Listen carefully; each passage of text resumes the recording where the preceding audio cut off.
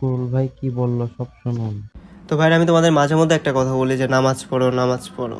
You guys might be wondering যে gamer হওয়া সত্ত্বেও what is the thing that is actually inspiring me to pray 5 times a day, তাই না?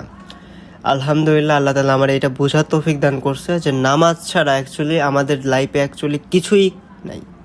নামাজ নাই তো ইমান নাই, সিম্পল একটা কথা।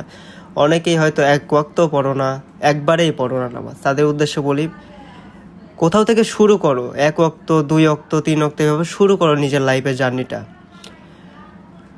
নামাজ ভাই, নামাজ নাই তো কিছুই না। আর আরেকটা কথা, অনেকে নামাজ পড়ে অন্যদেরকে ছোট হিসেবে দেখি। না না না না না, আল্লাহ তাআলা তোমার জাজ হিসেবে অ্যাপয়েন্ট করে নাই। তুমি কাউরে জাজ করতে পারো না।